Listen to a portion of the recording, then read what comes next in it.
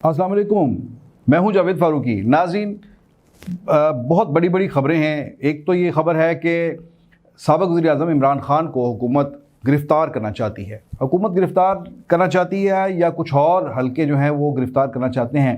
कहा यह जा रहा है कि जैक ब्रांच जो है, जो फ़ौज की कानून के हवाले से जो ब्रांच होती है, उनके अटॉर्नी जनरल होते हैं, वो वहाँ पर उनके हवाले से कुछ एक्टिविटी चल रही है जिसमें उनके कुछ बयानात जो हैं उनका जायज़ा लिया जा रहा है। उसको उनकी रोशनी में उनके ख़िलाफ़ को केस तैयार करने की कोशिश की जा रही है और अगर ये केसेस अगर तैयार होते हैं तो उसमें गिरफ़्तारी उनकी हो सकती है। दूसरी तरफ हुकूमत ख़ुद भी बाज़ केसेस उनके ख़िलाफ़ बनाना चाहती है। बड़ी खुल के बातें अब सामने आ रही हैं।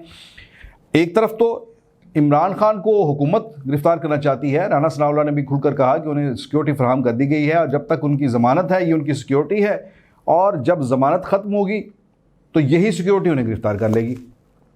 इसके बाद वो बातें जो ख़दशे के तौर पर ज़ाहिर की जा रही थी, PTI के लोग कहते थे कि ख़दशा है कि हुकूमत इमरान ख़ान को गिरफ़्तार न कर ले और इमरान ख़ान भी इसी ख़दशे के पेश नज़र पेशावर में मुकीम थे। और उसके बाद अब ये राना सनाउल्लाह की स्टेटमेंट और ये जैक ब्रांच का जो एक्टिविटीज़ हैं ये सामने आने के बाद ये बातें जो हैं इनमें हकीकत जो है वो नज़र आने लग गई है। लेकिन ये कब होगा, ये क्यों कर होगा और कैसे होगा, ये अभी तक सवालात हैं। लेकिन दूसरी तरफ भी एक बड़ा दिलचस्प मामला चल रहा है। वो ये है कि जो सिटिंग गवर्नमेंट है उसके जो वज़ीर-ए-आज़म और वज़ीर-ए-आला हैं पंजाब के, दोनों जो बाप बेटा हैं, उन्हें ख़ुद हुकूमत गिरफ़्तार करना चाहती है। यानी वज़ीर-ए-आज़म को उनकी हुकूमत के मातहत जो एक इदारा है जो डायरेक्टली फेडरल गवर्नमेंट के अंडर है, FIA, वो गिरफ़्तार करना चाहता है। और अदालत के अंदर, अब तो ये 2 दिन पहले की बात हो गई कि अदालत के अंदर FIA ने ये कहा, डिमांड की कि हमें इनकी गिरफ़्तारी चाहिए, हमें इनसे मज़ीद तफ्तीश करनी है और इस केस को जो है आगे बढ़ाना है। अगरचे उसमें जो मियां शहबाज शरीफ के वकील हैं उन्होंने कहा कि ये इससे पहले भी ज़ेरे हिरासत रहे हैं और अब चालान अदालत में पेश हो चुका है। जब चालान आपने मुकम्मल करके पेश कर दिया तो उसके बाद जो है वो किस चीज़ के लिए मज़ीद गिरफ़्तारी चाहिए, मज़ीद आपको उन्हें अपनी हिरासत पर रखना चाहते हैं। ये बात तो एक अलग बात है। लेकिन बात यह है कि ये FIA की तरफ से इस किस्म की डिमांड आना बज़ाते खुद एक बहुत बड़ा वाक़या है। और फिर उसके अलावा जिस तरह से अदालतों के अंदर वज़ीर-ए-आज़म और वज़ीर-ए-आला की पेशियाँ हो रही हैं और उन्हें किसी किस्म का इस्तिस्ना भी नहीं मिल रहा। वो 4 दिन वज़ीर-ए-आज़म जो हैं वो इस्लामाबाद में होते हैं, उसमें कभी वो तुर्की के दौरे पर हैं और सऊदीया के दौरे पर हैं और वहाँ से वापस आते हैं तो सीधे अदालत के सामने खड़े होते हैं। ये बड़ी एम्बेरसमेंट होती है जो सिटिंग गवर्नमेंट होती है और मुल्क के हुक्मरान हैं, वो आखिर वज़ीर-ए-आज़म हैं, वो अगर इस तरह से अदालत की तलबियों पे वो जाते हैं, ठीक है वो केसेस तो हैं उनके ख़िलाफ़, लेकिन अगर वो इस तरह से जाते हैं तो पाकिस्तान की जो सियासत है उसके अंदर देखा यह जाता है कि बॉडी लैंग्वेज और इदारों का जो सलूक है, उनका जो आप ये समझें कि जो उनका मिजाज है, जो उनकी बॉडी लैंग्वेज होती है इदारों की, वो बहुत मैटर करती है कि कौन सा इदारा किस तरह से बिहेव कर रहा है। इदारे ना तो, मैं जो कहना चाह रहा हूँ वो ये कि इदारे जो हैं वो ना तो मौजूदा हुकूमत को ही पूरा एतमाद दे रहे हैं, बल्कि उसके भी वज़ीर-ए-आज़म और वज़ीर-ए-आला जो हैं सबसे बड़े सूबे के, उनको अदालतों की पेशियों पे लगाया हुआ है। तो और दूसरी तरफ मुल्क की सबसे बड़ी जो अदालत है वहाँ पर भी इन्हीं केसों के हवाले से सो मोटो ले लिया जाता है। और इसके साथ साथ जो अपोजिशन लीडर हैं इस वक्त, जो साबिक़ वज़ीर-ए-आज़म इमरान ख़ान, उनके बारे में भी ये बातें ज़ोर पकड़ती जा रही हैं कि उनकी गिरफ़्तारी होने वाली है। ये सारा कुछ, ये सारी जो एक्टिविटीज़ हैं, ये एक यानी मुतज़ाद किस्म का होता ही है कि जैसे इमरान ख़ान थे हुकूमत में तो एक तरफ था पेंडुलम, एक तरफ था ना, वो इमरान ख़ान ने पूरा नाच नचाया हुआ था अपोजिशन को, उनके ख़िलाफ़ केसेस दायर किए हुए थे और वो सुबह शाम उनकी पेशियाँ होती थी। लेकिन इमरान ख़ान को बहुत से मामलात में एक फेवर मिल रही थी अदालतों से। लेकिन यहाँ पर ऐसा नहीं है। यहाँ अब जो सिटिंग गवर्नमेंट है वो तमाम जो उनके ख़िलाफ़ केसेस थे उन पर उसे पूरा टफ टाइम मिल रहा है। तो ये होने क्या जा रहा है, ये कौन कर रहा है, कैसे है, क्यों कर है, वो कौन है, वो कौन है, जो एक ट्रेंड चला बहुत ARY की तरफ से कि वो कौन है, और उसे लंबी लिस्ट अरशद शरीफ ने पढ़ के सुनाई कि जब ये हुआ तो इसके पीछे कौन था, ये हुआ तो इसके पीछे कौन था, अदालतें किसने खुलवाई, बाहर गाड़ी किसने लगवाई, वहाँ पर वो केस किसने लगवाया, उसको किसने छुड़वाया, उसको किसने इकट्ठा किया। ये एक लंबी उन्होंने ऐसे एक सीरीज़ जो थी वो वाक़यात की गिनवाई, और उसके साथ उन्होंने ये बात छोड़ी कि वो कौन है। तो ये भी सारी जो बातें हैं जिसमें ये वो कौन जो है वो सिर्फ इमरान खान की हद तक नहीं है, वो कौन जो है वो हुक्मरान जमात के लिए भी है। तो हुक्मरान पार्टी को भी किसी पल जो है वो चैन सुकून करार नहीं है। पंजाब के अंदर देख लें, पंजाब में उनकी हुकूमत बनी है तो पंजाब में भी अभी तक उनके पाँव नहीं लग सके उस तरह से, जैसे उन्हें फ्री हैंड नहीं मिल सका। पंजाब के अंदर चौधरी परवेज़ इलाही अगर स्पीकर हैं तो वो अपनी जगह पर मौजूद हैं, कायम हैं, और वो पूरे धड़ल्ले से अपना स्पीकर चैम्बर जो है वो चला रहे हैं और वहाँ से हुकूमत को टफ टाइम दे रहे हैं।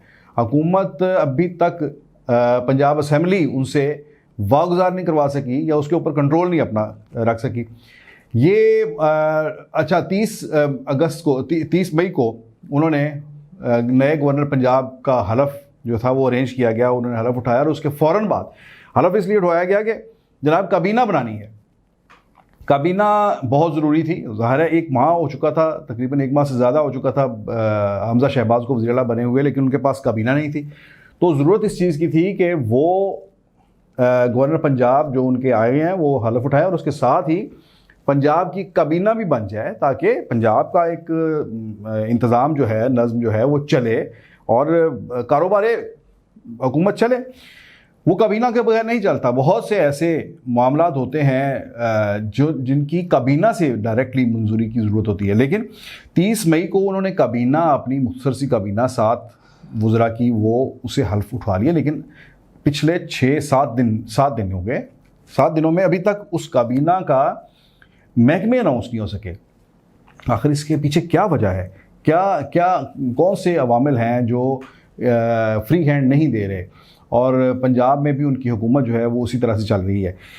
मरकज़ के अंदर साबिक़ वज़ीर-ए-आज़म इमरान खान के हवाले से जो बातें हैं कि उन्हें उनकी गिरफ़्तारी होगी, उसमें ये भी ख़बरें आ रही हैं कि उन्होंने हुकूमत से बाहर जाने की जो है वो भी बैक चैनल बात हुई है। हुकूमत से तो वो बात नहीं करते, वो तो उन्हीं से बात करते हैं कि किन से, जिनके बारे में वो चलवाते हैं वो कौन है का ट्रेंड।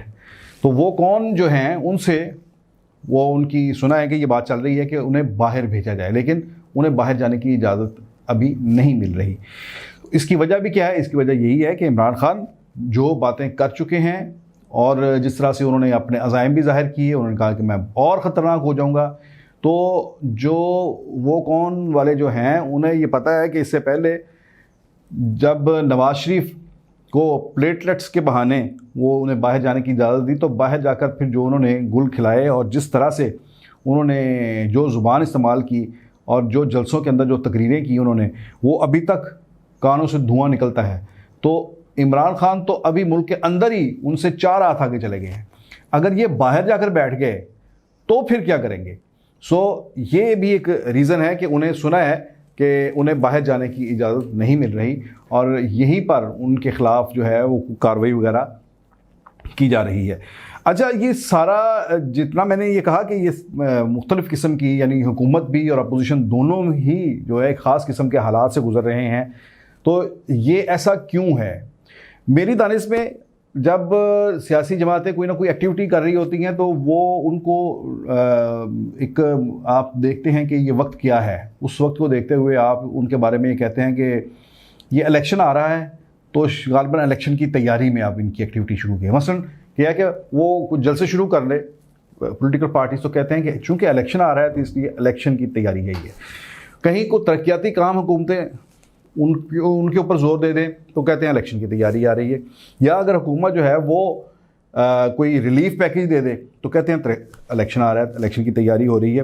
अपोजिशन हुकूमत के ख़िलाफ़ को मुहिम कैंपेन जो है वो लॉन्च कर दे तो कहते हैं कि चूँकि इलेक्शन आ रहा है इसलिए अपोजिशन अपनी पोजीशन ले रही है। लेकिन एक और भी फरीक है, वो भी इलेक्शन खेलता है। उससे भी ज़रूरी होता है कि वो भी इलेक्शन से पहले अपने मोहरे जो हैं वो सीधे करके रखे और उनकी तरतीब ठीक करे। वो फरीक कौन है? वो कौन है? ये भी वही है। तो इस्टेब्लिशमेंट जो है वो अपनी वो भी एक इलेक्शन की तैयारी में लगी हुई है। तो मैं जो समझता हूँ वो ये है कि इस वक्त इस्टेब्लिशमेंट जो है वो आइंदा इलेक्शन के हवाले से वहाँ पर भी सोच विचार हो रही है, उनके थिंक टैंक्स जो हैं वो बैठे हुए हैं और आइंदा इलेक्शन का जो एक खाका है वो तैयार हो रहा है। और उसके अंदर जो 2018 के इलेक्शन के रिज़ल्ट्स लेकर जो वो एक पार्टी पोजीशन जिस तरह से कौमी असेंबली के अंदर और सूबों के अंदर जो उभरी थी, उसको सामने रखकर एक वर्किंग हुई है और अब फर्दर उसके ऊपर जो है वो मुसलसल एक वर्किंग का अमल चलता रहता है। तो उससे पहले, इलेक्शन से पहले, बहुत सी ऐसी पार्टीज़ जिनका ग्राफ ऊंचा था उन्हें नीचे लाना मकसूद है, जो नीचे थी उन्हें ऊपर लाना मकसूद है। इसमें भी आप देखेंगे कि बाज़ पार्टीज़ जो हैं वो इस वक्त वो जिसे कहते हैं लाइमलाइट में नहीं है। मसलन पीपल्स पार्टी जो है वो उस तरह से जो तनकीद होती है, हुकूमत जो कुछ कर रही है, महंगाई है, पेट्रोल की कीमतों में इजाफा है, बिजली की कीमतों में इजाफा है, ओवरऑल महंगाई बढ़ रही है, इसमें जो टारगेट है वो पीपल्स पार्टी नहीं है। हालांकि वो पूरी बराबर की जो है वो स्टेक होल्डर है और इस हुकूमत के अंदर वो मौजूद है, लेकिन सारे का सारा जो निशाना है इसमें वो मुस्लिम लीग नून बन रही है। तो मुस्लिम लीग नून को थोड़ा सा उसे भी कट टू साइज़ करना मकसूद है। इसके साथ साथ जो इमरान खान हैं, उनका जो दावा है कि वो इस वक्त पॉपुलर तरीन लीडर हैं, तो पिछले जो लॉन्ग मार्च की नाकामी, उससे भी थोड़ी सी उसकी जिसे कहते हैं फूंक निकलना, उनके गुब्बारे से हवा निकली है थोड़ी, वो नीचे आए हैं। अगला ये 20 सीटों के ऊपर बाई इलेक्शन है। ये बाई इलेक्शन जो है ये भी बहुत इम्पोर्टेंट है। इस बाई इलेक्शन के नताइज दोनों के लिए, मुस्लिम लीग नून के लिए और पीटीआई के लिए, दोनों के लिए बड़े इंपॉर्टेंट है।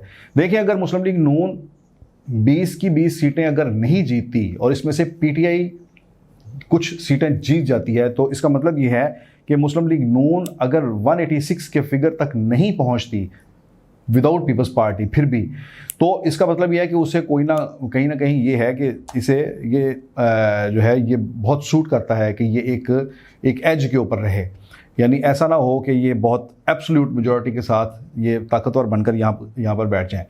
अगर पीटीआई उन 20 में से 5-7 सीटें अगर अपसेट करके निकाल लेती है, क्योंकि इस वक्त हुकूमत जो है वो गवर्नमेंट नून लीग की है, तो वो एक पीएमएलएन के लिए अपसेट होगा। लेकिन मुस्लिम लीग नून को जो एडवांटेज है वो ये है कि उनके पास हुकूमत है, लेकिन उनके पास हुकूमत होना ही एक डिसएडवांटेज भी है। मेरी बात हुई कुछ जो एमपीएस जो नाहल हुए हैं और बाई इलेक्शन लड़ रहे हैं, तो उन्होंने ये कहा कि हम तो अब, उनमें से कई ऐसे जो आज़ाद लड़े थे वो भी अब मुस्लिम लीग नून के टिकट पर ही लड़ रहे हैं।